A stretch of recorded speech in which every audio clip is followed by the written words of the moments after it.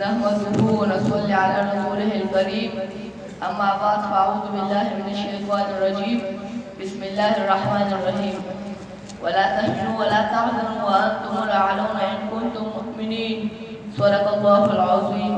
وقال النبي صلى الله عليه وسلم إذا تركتم الجهاد فسلط الله عليكم الذلة أو كما صلى الله عليه وسلم.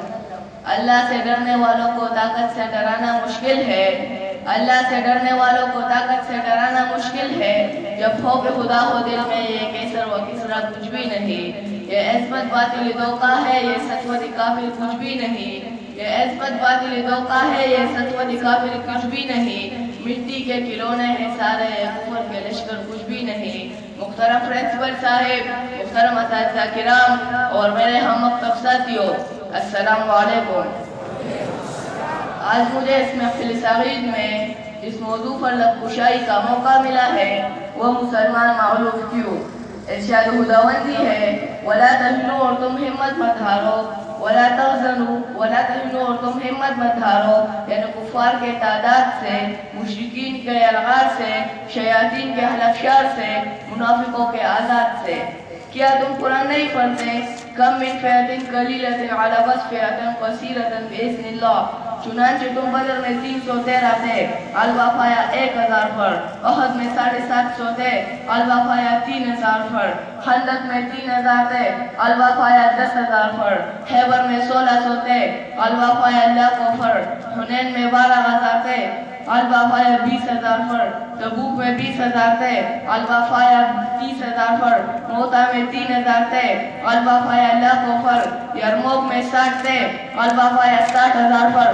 وَلَا تَهِنُوا اور تم ہمت مت ہارو, وَلَا تَحْزَنُوا اور پریشان مت ہو. کفار کی تلواروں سے, تیروں سے, نیزوں سے, گھوڑوں سے, کلاشنکوفوں سے, میزائلوں سے, بموں سے, لڑاکا ہتھیاروں سے, ڈرون حملوں سے.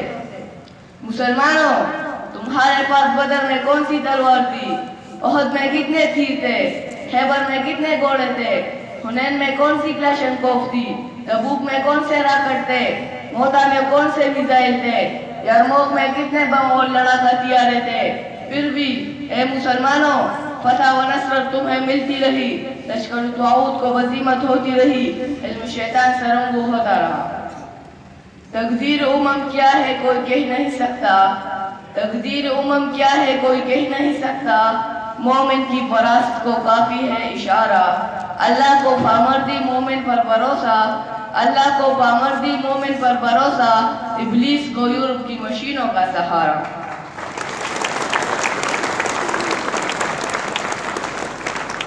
جس سمت چاہے سمت سیل روا چل, جس سمت چاہے سمت سیل روا چل.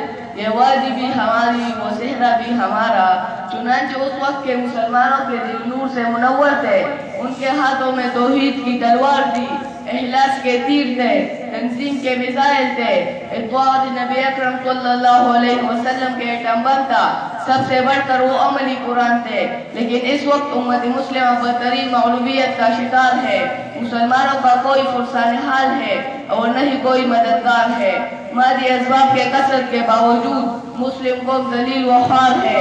مسلم ممالک باہم حلفشار ہے. والسلام.